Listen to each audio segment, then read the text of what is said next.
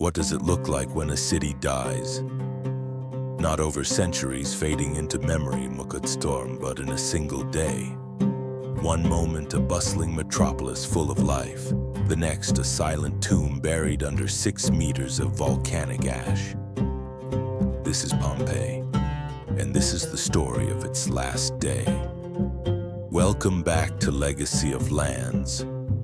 Today we're not just exploring ruins, we're meeting the people who lived here.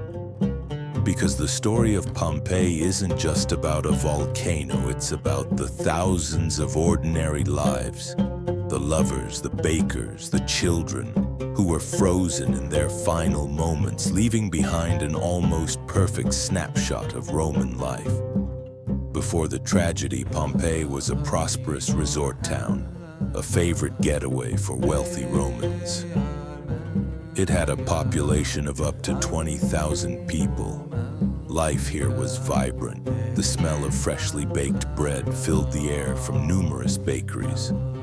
In fact, archaeologists found 81 loaves of carbonized bread ready to be sold, a haunting reminder that this day began like any other.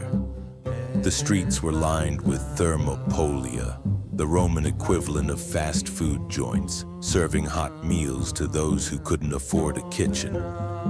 The city had several public baths, not just for hygiene, but as social hubs where people from all walks of life, from slaves to senators, could mingle, do business, and relax. And everywhere the walls whispered stories. Archaeologists have found thousands of pieces of graffiti. There are declarations of love, like one from a woman named Erato that simply says, "Erato loves," the name of her beloved lost to time. There are advertisements for gladiator games and even children's drawings of stick figure fighters. These weren't just walls, they were the city's public diary. But on that fateful day in 79 AD, the ground began to shake more violently than usual. Around 1 p.m., Mount Vesuvius, the mountain that had given them such fertile soil, roared to life. A colossal column of ash, pumice, and gas shot 21 miles into the sky. Soon a rain of light pumice stones began to fall on Pompeii. An eyewitness, Pliny the Younger, wrote that people tied pillows to their heads for protection as they fled. Many escaped in these early hours. But for those who stayed, hoping to wait out the storm, their fate was sealed. The falling pumice piled up, blocking doorways and causing roofs to collapse under the weight. Then came the pyroclastic surges. Superheated waves of gas and ash moving at incredible speeds and reaching temperatures of over 300 degrees Celsius, 572 degrees Fahrenheit, engulfed the city. It was an inescapable thermal blast that killed in an instant. For almost 1,700 years, Pompeii lay silent and forgotten.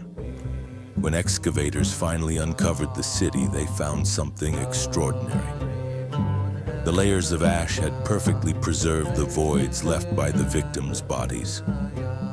In 1863, archaeologist Giuseppe Fiorelli devised a brilliant technique. By pouring plaster into these cavities, he could create detailed casts of the people of Pompeii in their final postures.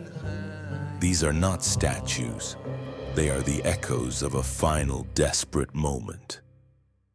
Here in the Garden of the Fugitives, we see 13 people who were trying to escape.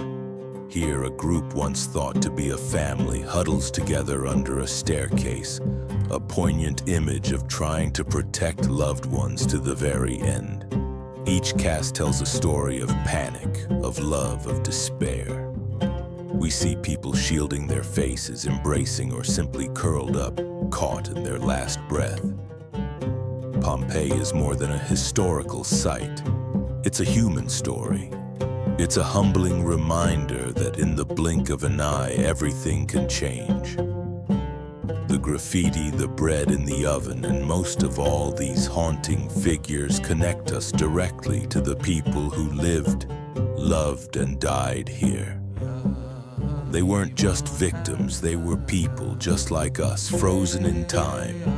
The tragedy of Pompeii is not just that a city was lost, but that it was preserved so perfectly, forcing us to look directly at the human cost of nature's power. It reminds us to cherish our own ordinary days, for they are more precious than we can ever know.